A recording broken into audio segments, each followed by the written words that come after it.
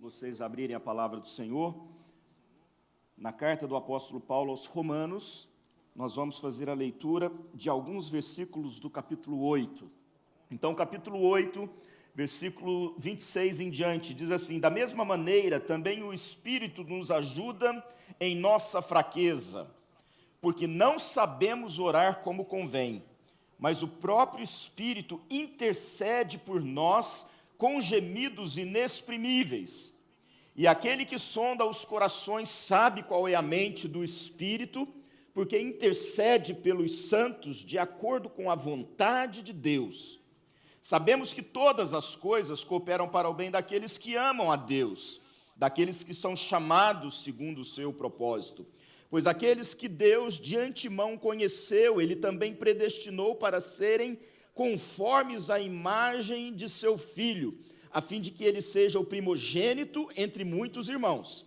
E aos que predestinou, a esses também chamou. E aos que chamou, a esses também justificou. E aos que justificou, a esses também glorificou. Que diremos então à vista dessas coisas?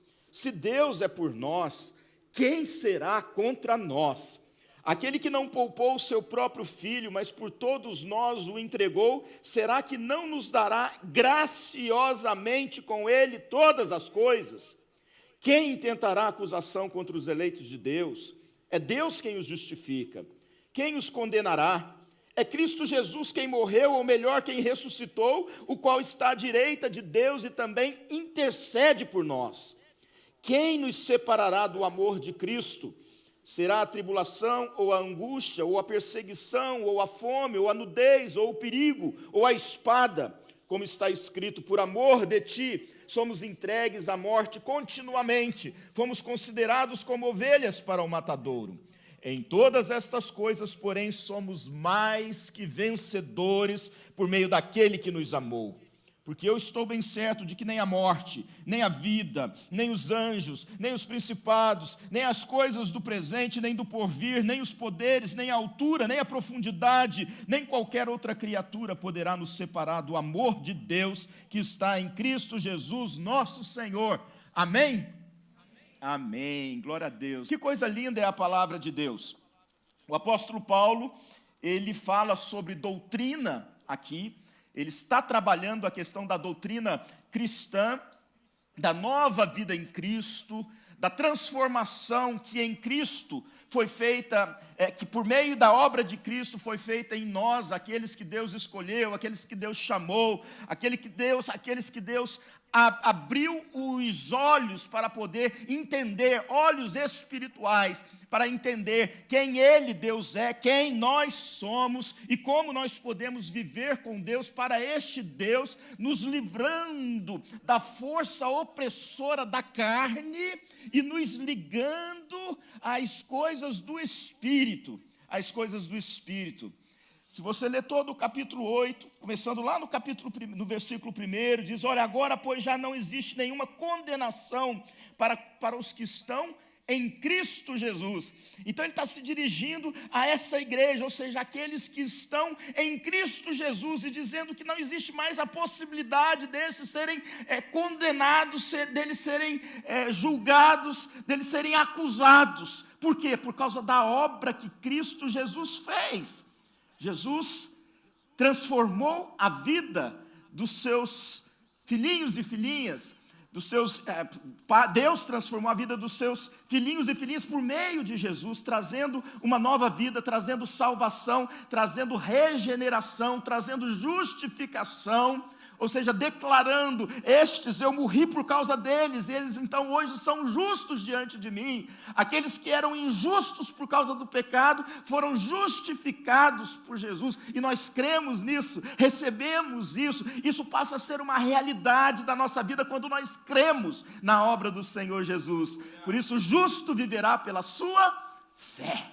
Pela sua fé. Aquele que crê está justificado, aquele que crê está perdoado, aquele que crê está reconciliado com Deus. As coisas da carne, por mais que ainda continua chamando as coisas deste mundo, não podem mais condenar estes que foram perdoados, esses que foram justificados, porque agora eles estão no Espírito. O Espírito Espírito do Deus que enviou Jesus, do Pai que enviou Jesus, habita nestes que foram chamados. Eles vivem no Espírito. O apóstolo Paulo vai falar que nós devemos pensar nas coisas lá do alto. Aquele que está no mundo se inclina para as coisas do mundo, mas aquele que vive em Deus, pelo seu Espírito que habita em nós, vive e se inclina para as coisas do Espírito. Glória a Deus, glória a Deus.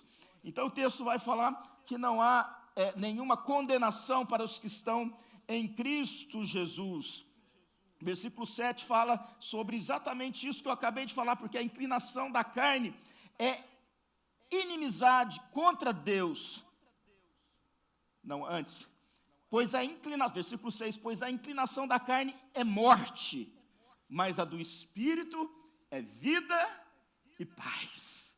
Então Jesus nos tirou do império das trevas, onde há morte, e nos trouxe para o reino da sua maravilhosa luz, onde há vida e onde há paz. Não é a vida do mundo, não é a vida inclinada para a carne, mas a vida inclinada para Deus, porque a vida é em Deus, na presença do Espírito Santo.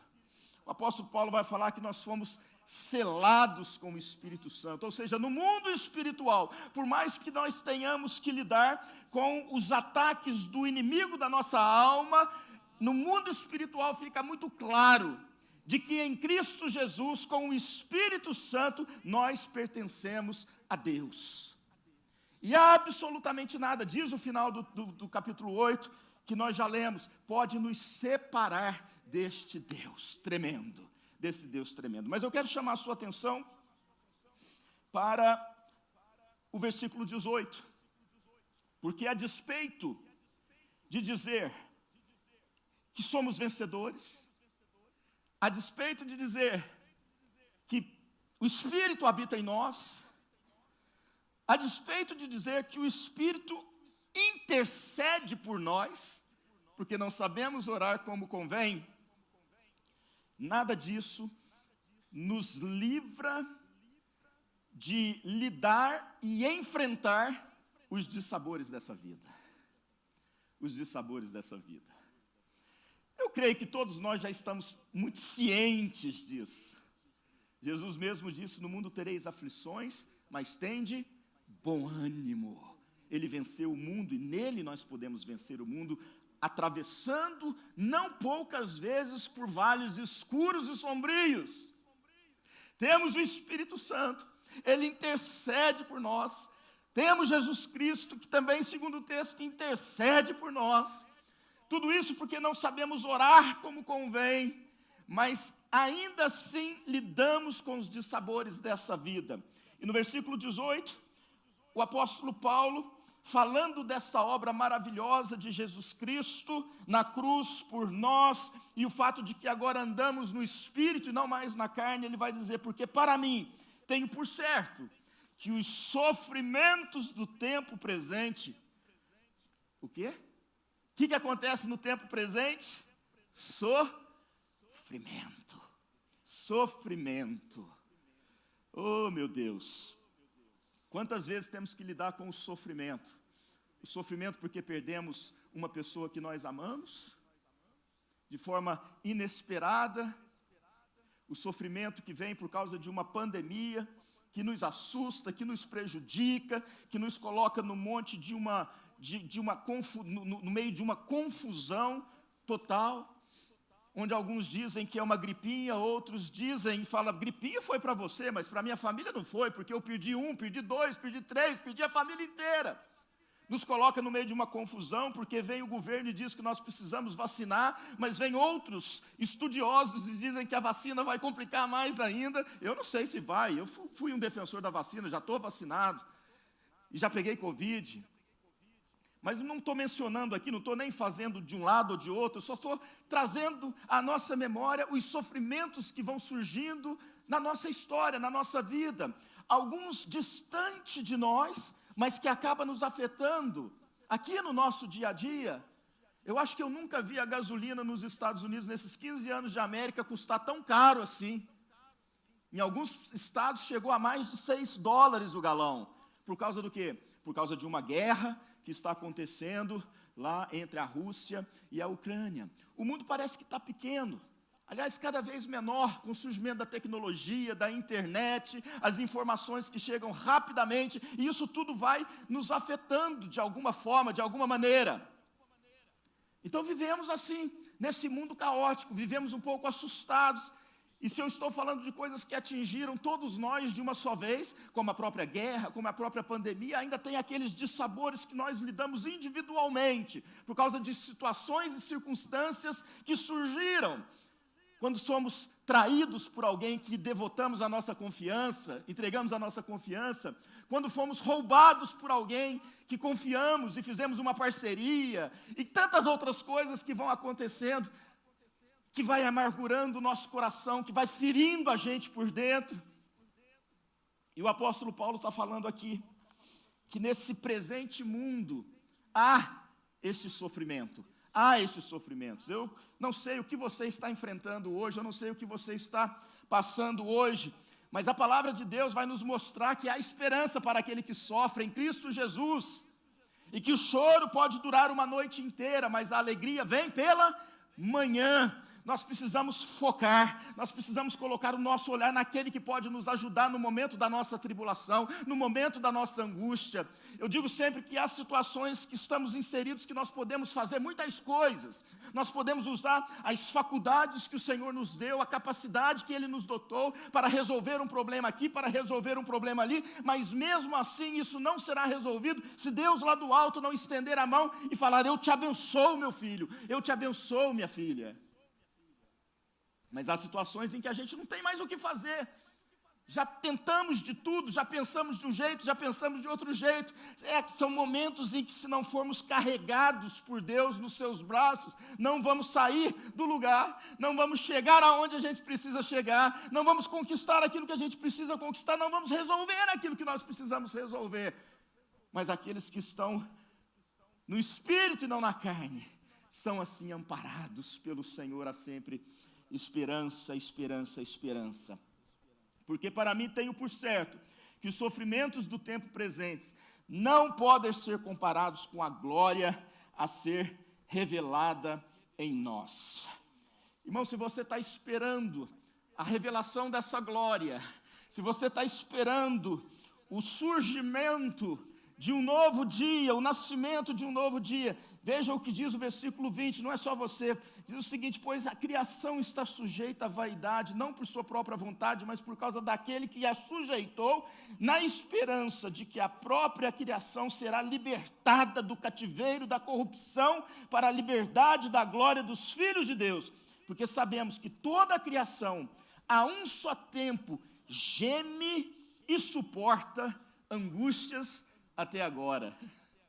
Não é somente eu, ser humano, não é somente você, homem, mulher, mas toda a criação contaminada pelo pecado, cheia de maldade sendo espalhada por todo o tempo, em todo lugar.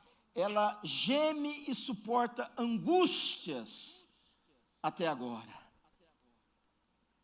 E não somente ela, a criação, mas também nós que temos as primícias do Espírito, igualmente gememos em nosso íntimo, aguardando a adoção de filhos, a redenção do nosso corpo, porque na esperança fomos salvos.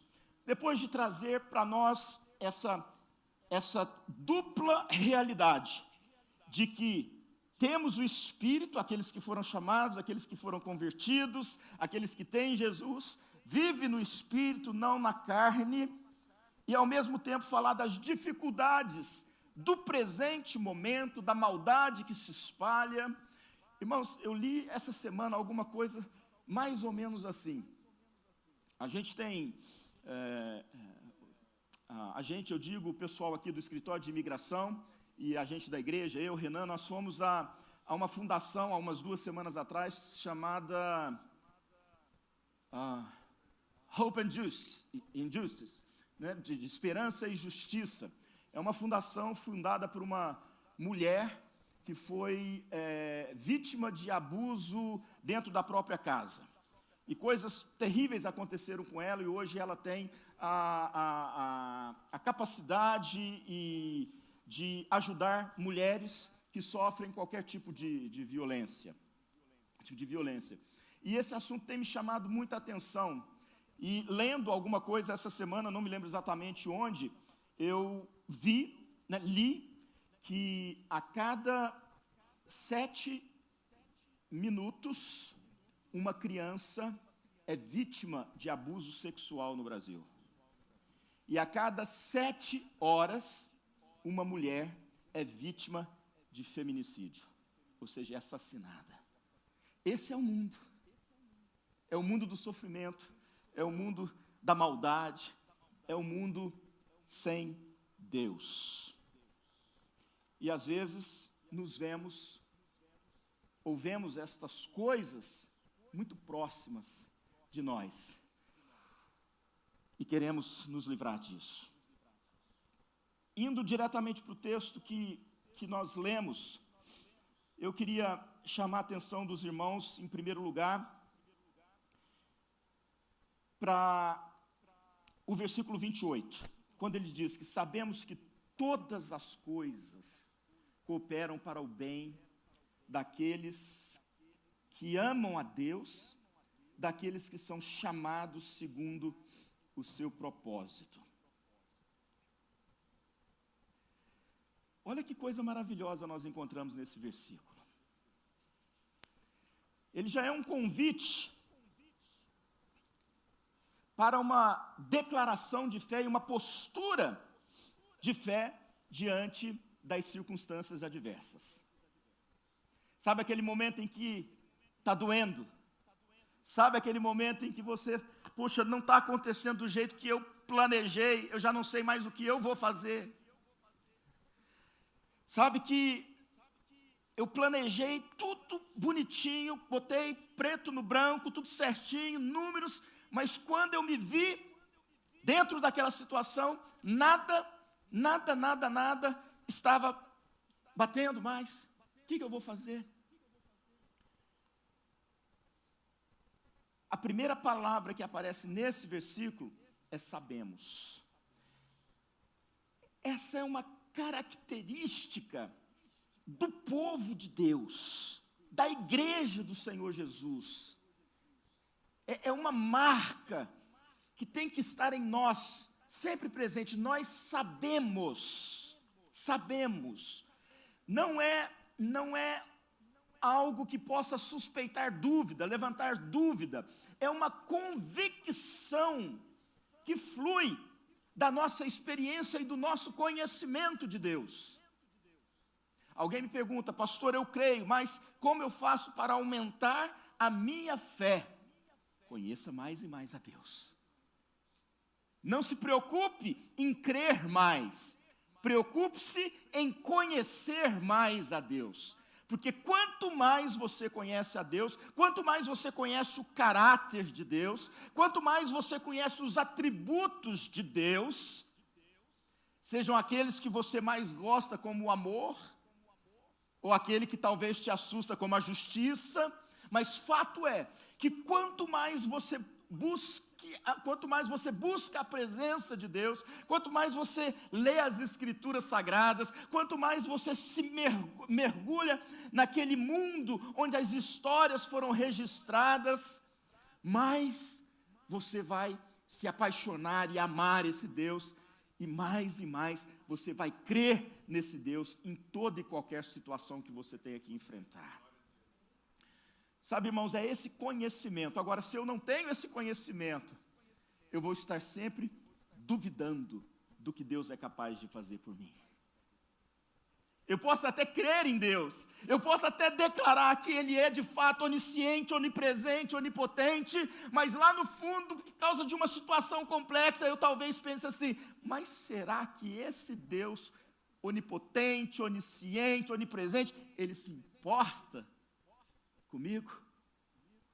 Mas quando você conhece a Deus, essa dúvida jamais vai surgir na tua cabeça, você vai estar convicto, Você passa pela tribulação, você enfrenta os sofrimentos do presente século, mas você tem dentro de você essa forte convicção, porque você sabe, você conhece esse Deus maravilhoso.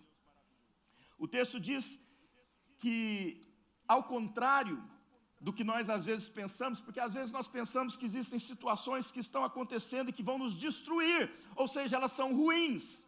Agora o apóstolo Paulo está nos dando uma nova perspectiva, uma nova maneira de olhar. Nós que fomos chamados por Deus, nós que somos a sua igreja, não podemos olhar como o mundo olha, porque há em nós o Espírito Santo.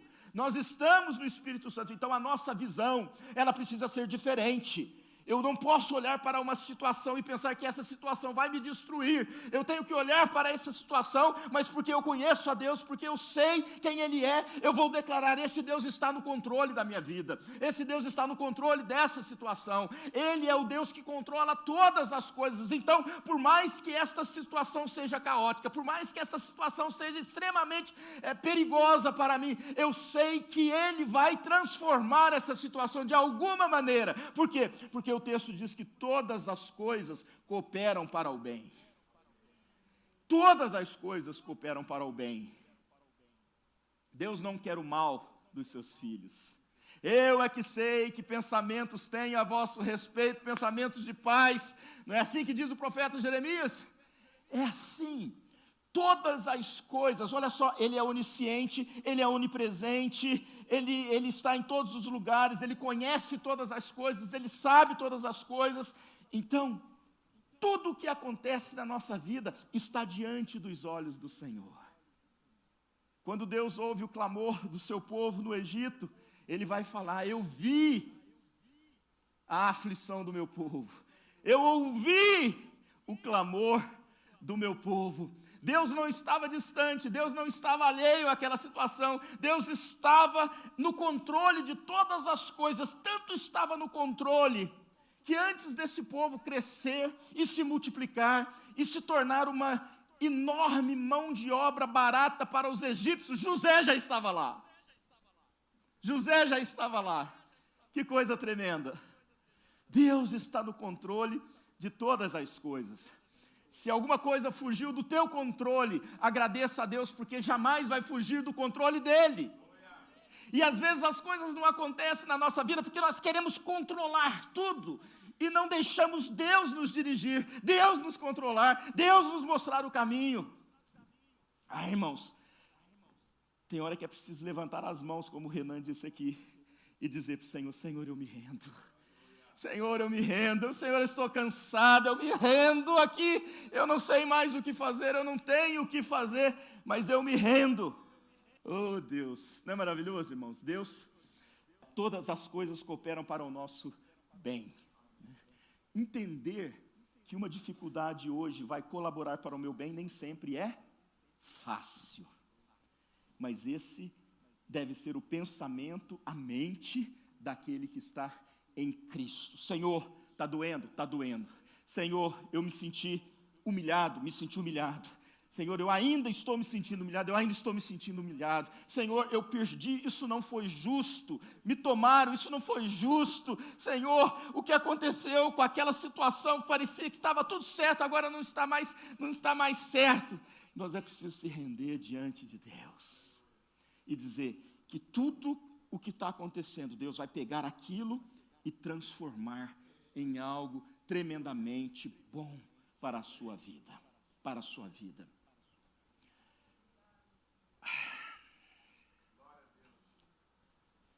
E o texto ainda termina dizendo que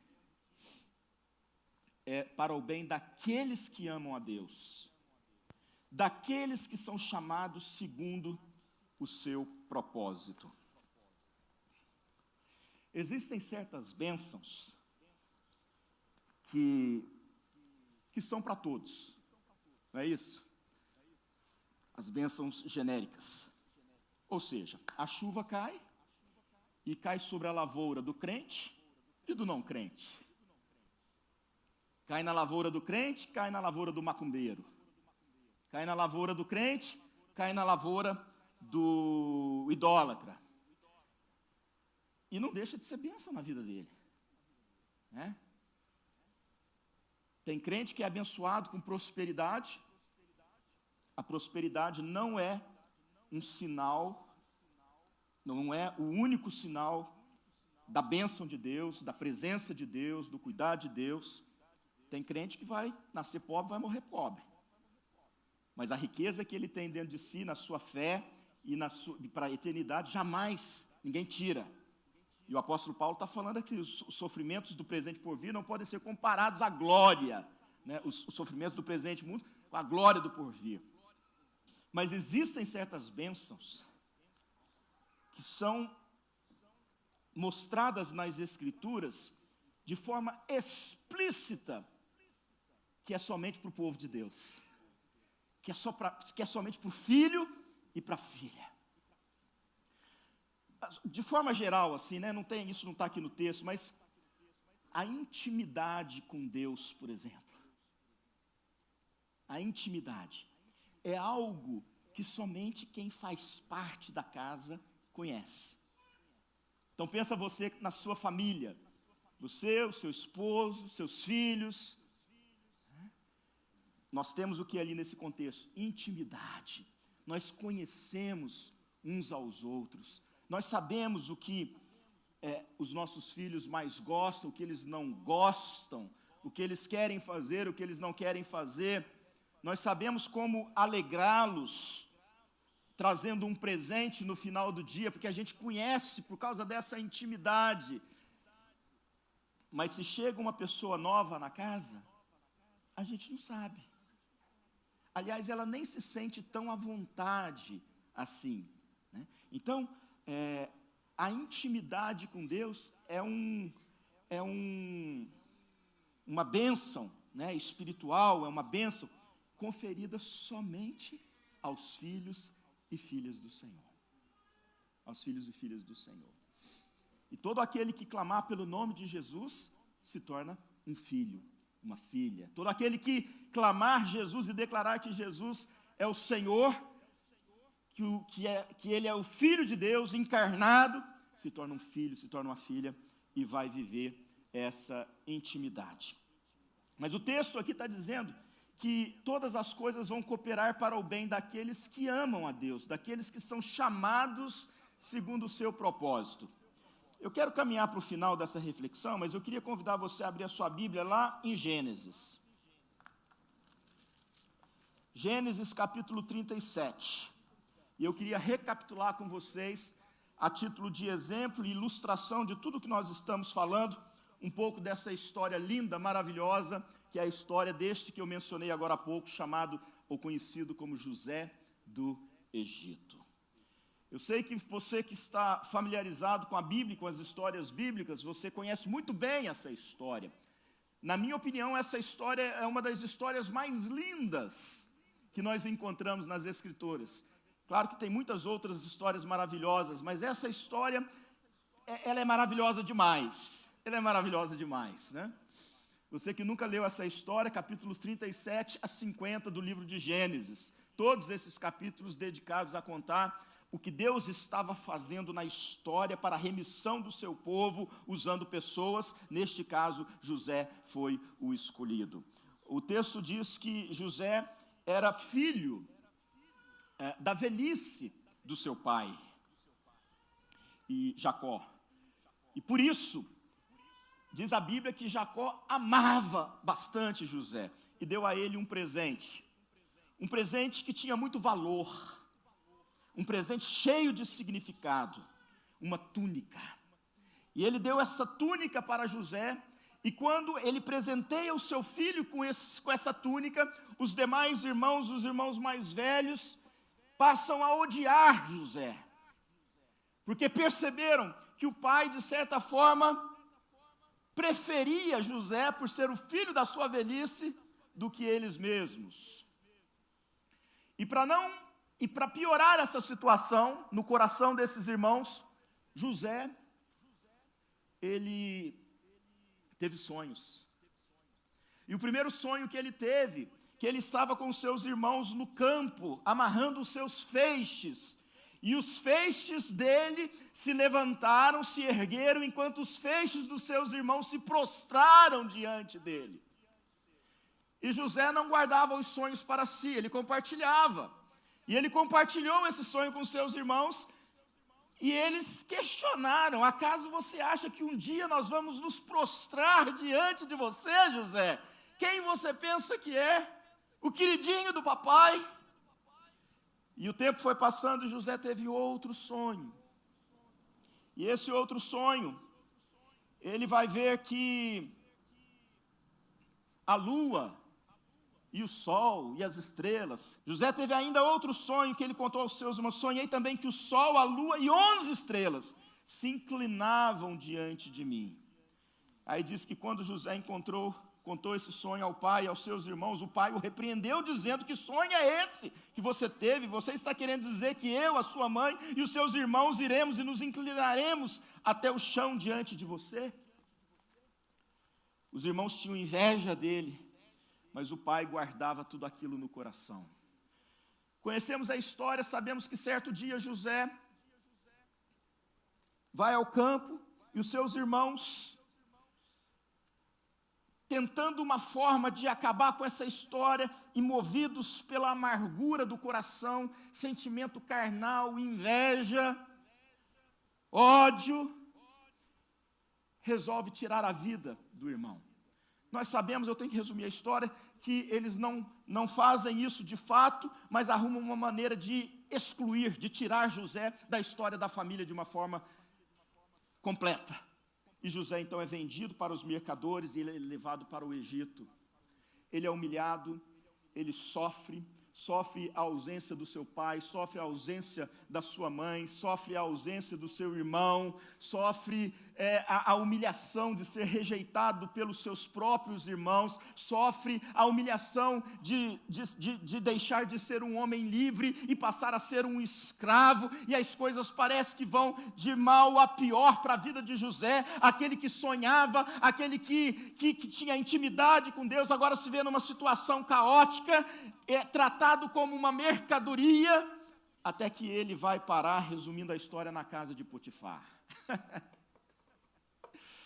Deus vai transformando as coisas, vai melhorando as situações. É preciso ter paciência, é preciso deixar Deus agir, é preciso, no momento da crise, no momento da angústia, da dificuldade, saber esperar e confiar que Deus está agindo, que Deus está trabalhando. Ele vai ser escravo, mas ele vai ser escravo num lugar especial. Ele vai ser escravo, mas ele vai ter uma posição, de certa forma, até boa, vai poder ter uma vida boa, e ele vai para a casa de Potifar. Mas o que acontece com ele?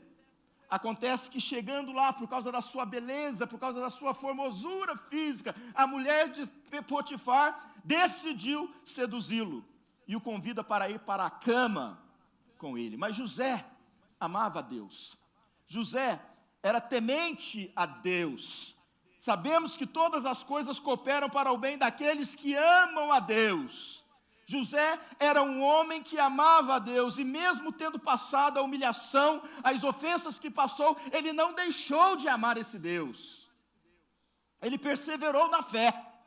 Ele poderia ter desistido e falado: tudo que eu aprendi é uma mentira, porque olha para mim agora como estou sendo vendido, estou sendo humilhado. Mas não, ele perseverou na fé, porque ele sabia, ele conhecia o Deus que lhe dava sonhos. O Deus que alimentava sonhos na sua mente, no seu coração. Porque ele amava a Deus, porque ele temia a Deus, ele não aceitou o convite da mulher de Potifar para deitar-se com ela. E as consequências disso não foi ser, num primeiro momento, abençoado. Oh, meu filho José, Deus falou como você é bom, como você é santo, você está de parabéns. Olha, aquela mulher bonita tentou te seduzir e você foi firme, forte, você resistiu à tentação, fugiu do mal. Então agora eu vou colocar você num lugar assim, eu vou te dar isso, eu vou te dar aquilo. Não, José foi parar na prisão, por causa de uma mentira que aquela mulher levantou contra ele. José então está na prisão. Está na prisão. E lhe é dada então uma oportunidade, resumindo a história, de interpretar os sonhos, ou o sonho que Faraó teve. O sonho das vacas gordas e das vacas magras. Ninguém pôde interpretar, ninguém pôde dar ciência àqueles sonhos, mas quando José é anunciado a Faraó, porque ele havia lá dentro da prisão durante aqueles 2 anos, servindo a Deus, amando a Deus, mesmo estando preso, interpretado os sonhos dos seus colegas de prisão, ele foi chamado, porque um deles se lembrou. E José, então, ele vai à presença de Faraó e ele entrega a revelação daquele sonho. Aquele menino que foi rejeitado pelos seus irmãos, aquele menino que foi humilhado sendo vendido como escravo por mercadores de gente, aquele menino que sofreu um tempo na prisão por causa de uma mentira que contaram acerca dele, do seu procedimento. Aquele menino que amava a Deus a despeito de toda e qualquer situação, sai daquela prisão e é colocado num posto de honra. Ele é o maior de todos do Egito. Abaixo de Faraó é somente José. Ele tem poder, ele tem dinheiro, ele tem tudo que um homem deseja ter. Ele consegue prosperar, ele consegue dar a volta por cima, porque ele amava a Deus e todas as coisas cooperam para o bem daqueles que amam a Deus. É certo que ele não imaginou que um dia ele ocuparia esse posto, mas o posto lhe foi dado pelo Senhor. Mas a história não termina assim. Há mais nobreza no coração desse homem. Porque quando os 7 anos de seca vêm, de crise, de fome vêm, os seus irmãos vão até o Egito em busca de alimento. Porque a notícia correu que no Egito não havia fome. Justamente por causa da administração de José, da boa administração de José. E quando aqueles homens chegam ao Egito para comprar alimento, eles estão diante de José, mas não o reconhecem. Mas José reconhece os seus irmãos. E aí algumas coisas vão acontecer, mas fato é que num determinado momento, diz o texto que José começa a chorar. Ele chora ao ver os seus irmãos, e eu fico imaginando ali aquela confusão de sentimentos. Agora ele tinha a oportunidade de se vingar e mostrar para aqueles homens que ele estava certo quando sonhava que um dia eles se inclinariam diante dele. Ele tem a oportunidade: vocês me maltrataram, vocês me tiraram da presença do meu pai, vocês causaram um sofrimento na minha vida, um sofrimento na vida do meu pai, que me amava, e eu agora vou dar o troco, eu vou me vingar. E ele podia fazer isso, porque ele tinha todas as condições para fazer isso. Mas ao invés de usar do seu poder, ao invés de pagar com a mesma moeda, ao invés de agir no impulso da carne, da vontade humana, maligna, pecaminosa, caída natureza, José se revela aos seus irmãos. E aquela cena é marcante. Quando ele diz: sou eu, José, o teu irmão. E aqueles homens, temendo o que ele poderia fazer, José disse: levantem-se, me abracem. O Deus de Abraão, de Isaque, o Deus do nosso pai, me trouxe na frente de vocês, para que o nosso povo, a nossa família fosse preservada. Que coisa linda. José, ao invés de dar o troco, ao invés de se vingar, ele perdoa. Ele perdoa. Mas a história não termina ainda aí. porque a família vai ser amparada, Jacó vai para o Egito, e ali eles vão morar, é onde começa o povo a crescer, a se multiplicar, para tornar aquela enorme nação que vai sair depois de 400 anos. Mas José deixou uma orientação, que quando o povo saísse do Egito e voltasse para a terra prometida, a Abraão, a Isaque, eles não esquecessem de levar os seus ossos. Os seus ossos. Ele não sabia quando isso ia acontecer, mas ele tinha plena convicção de que a promessa de Deus feita no passado, ela não falharia. Que um dia aquele povo se multiplicaria. Um dia aquele povo se tornaria um povo poderoso. Não por causa da sua posição, porque eram escravos, mas poderoso por causa da sua grandeza e por causa do seu próprio Deus. E um dia Deus se levantaria para levar aquele povo de volta para a terra prometida. José viveu o que viveu. Foi abençoado por Deus. O Deus que faz com que todas as coisas cooperem para o bem daqueles que o amam. Mantém firme a sua fé e a sua esperança na palavra de Deus e na promessa de Deus. Uma convicção. Talvez não seja agora, mas vai se cumprir. E se eu não estiver aqui para ver, peguem os meus ossos e levem com vocês e me sepultem na terra que o Senhor nos prometeu. Fique de pé.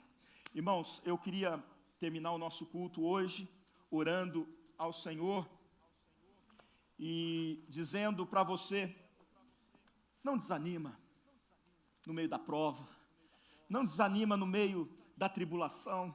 Se você está enfrentando uma luta, se você está enfrentando um problema, se você foi maltratado, se você foi enganado, se você está triste, se você está diante de um desafio que você não sabe como vai ser lidar com esse desafio, saiba que todas as coisas cooperam para o bem daqueles que amam a Deus. A história de José me mostra Deus transformando o bem, o mal em bem. Mas ele me mostra também um servo de Deus, que amava a Deus. Que amava a Deus. O texto de Paulo diz que o Espírito intercede por nós, e ele conhece a mente, e ele vai, a mente do Pai, e ele vai interceder, segundo a vontade de Deus. Ao mesmo tempo que fala que nós oramos, nós não sabemos orar, por isso o Espírito intercede por nós com gemidos inexprimíveis. Ele fala que esse Espírito ora, ele que sabe orar, ora de acordo com a vontade de Deus. Então é preciso buscar a vontade de Deus, seja ela qual for, porque ela é boa, perfeita e agradável. Talvez você esteja sofrendo uma situação, porque Deus tem planejado algo para você, mas você tem resistido. Você ama a Deus? Você teme a Deus? Então sonhe os planos de Deus para a sua vida.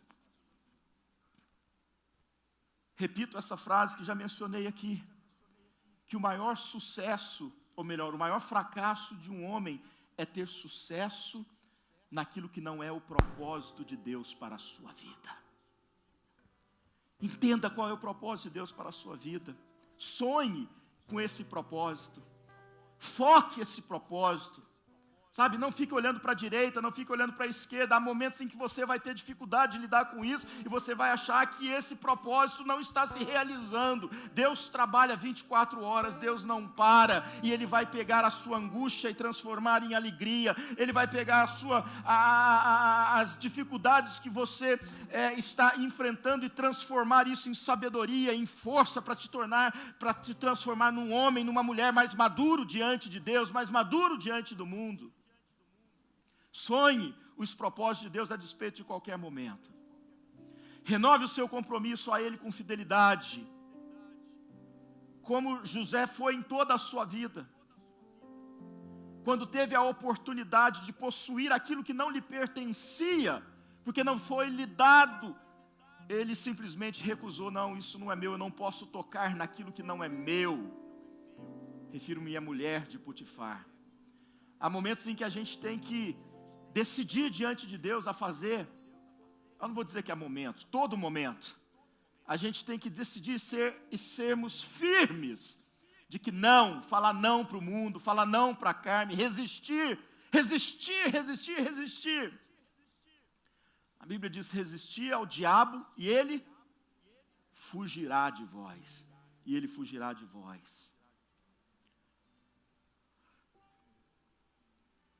Da mesma forma que nós fomos perdoados por Deus, e o Espírito habita em nós porque nós recebemos esse perdão, eu creio que a gente precisa ter o nosso coração livre de amarguras.